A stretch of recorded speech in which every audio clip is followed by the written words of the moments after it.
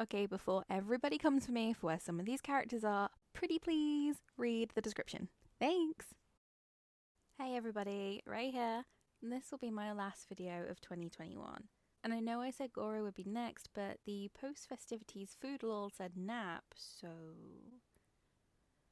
Anyway, I found myself at a bit of a loss on how to spend my resin recently, and I'm at a point where every single character has 5 or 6 ascension levels unlocked, so I decided I should work on some character talents. So I noted down everyone's talent levels, took an average, and ranked them highest to lowest. And I was pretty shocked.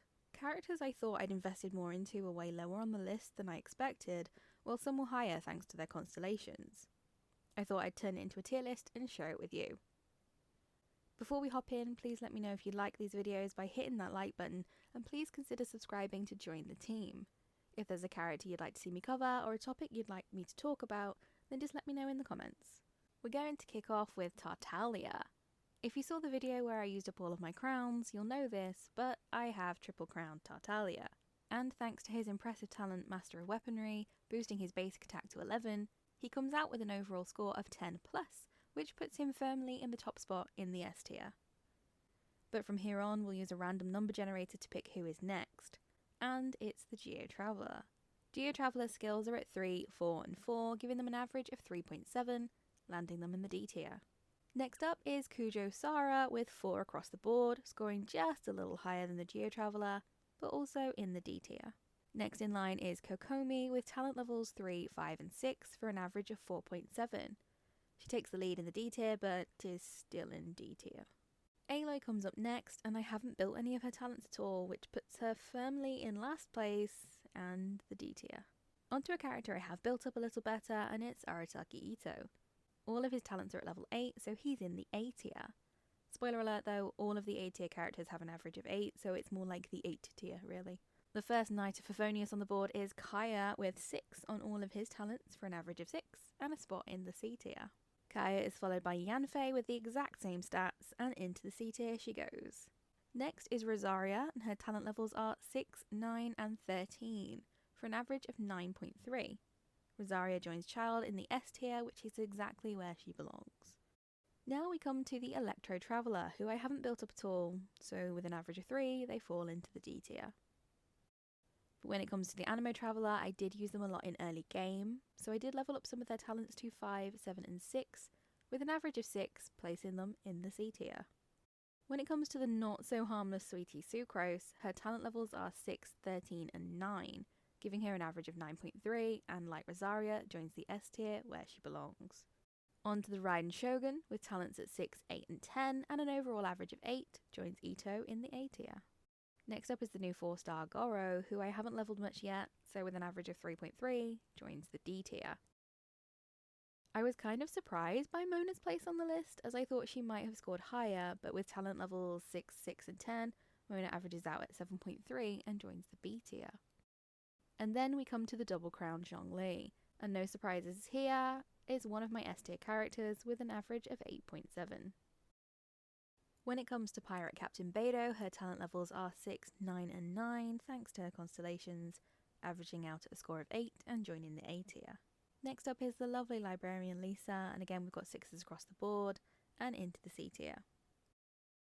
ZHIAO is one of the surprises though, as I thought he would be a bit higher, but with talents at 7, 6 and 8 he averages at 7, which gets him into B tier, and my list of priorities. Surprisingly, I haven't paid much attention to Xingqiu's build, and his talents are at 3, 3 and 6, averaging 4 and into the D tier.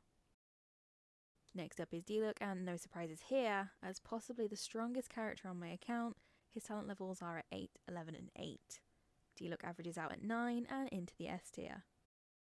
Although a little surprise is FISCHL, who with stats at 6, 9 and 13, scores a little higher than him with an average of 9.3, taking a well-deserved spot in the S tier. Next up is GANYU, who really surprised me. I thought I'd built her talents higher than I had. She's currently at 10, 6 and 6, which gives her an average score of 7.3 and lands her in the B tier. Like ZHIAO, GANYU is now a top priority. And doing well is NOELLE, with talents at 6, 9 and 9. She averages at 8, and that puts her into the A tier. I haven't really used Kuching in a while, so I stopped raising her talents at 7, 6 and 6. Although I actually hit the wrong button when levelling her and this was meant to be 6, 6 and 7. She averages at 6.3, putting her in the C tier. Someone with a bit of scope to grow still is NINGGUANG, with levels 8, 9 and 11, averaging at 9.3, sees NINGGUANG into the S tier. Next up is CHONGYUN, and with the help of his constellations he's got levels 6, 9 and 9, averaging out at 8, and putting him in the A tier. Here's another character I thought would score higher, and that's YOIMIYA. But at levels 6, 10 and 6 it averages at 7.3 and into the B tier. Honestly though, YOIMIYA is really good, so I should work on that. Another with levels 6, 9 and 9 sees Bennett averaging out at 8 and joining the A tier.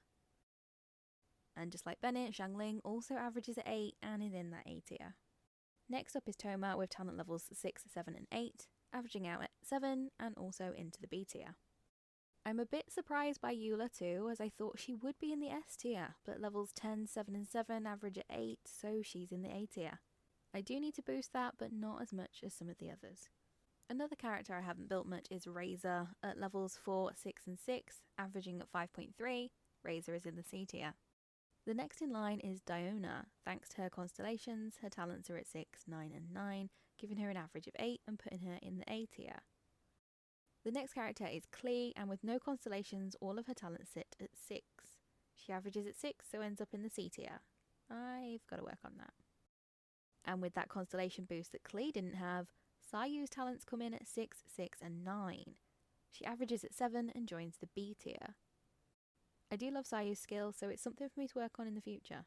I haven't used Barbara much since the early days, so her talents are at level 4, 7 and 7. Averaging out at 6 puts Barbara into the C tier. Thanks to her constellations, XINYAN's talents are at levels 6, 9 and 10, averaging out at 8. XINYAN certainly does deserve to be in a high tier because I think she's great.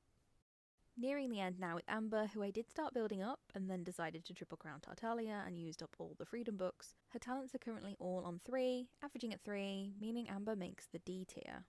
And finally, our little zombie QIQI, with her talents at 6, 10 and 6, she averages out at 7.3 and it puts her in the B tier. I may work on her a bit more in the future, but for now, I think that's fine. So that's everyone. Thank you for sticking with me through this tier list. Since recording those stats, I've already boosted some of GANYU, Diluc and Shogun's talents, and it's clear that YOIMIYA and ZHAO need some attention ASAP. Did anyone's levels surprise you? The question of today's video has nothing to do with Genshin, but I want to end the year with some positivity. Even if it's the tiniest little thing, tell me something that made you smile in 2021. Let me know in the comments, and if you want to know my answer, check the description. I'll see you again in 2022, so for now, see you next year.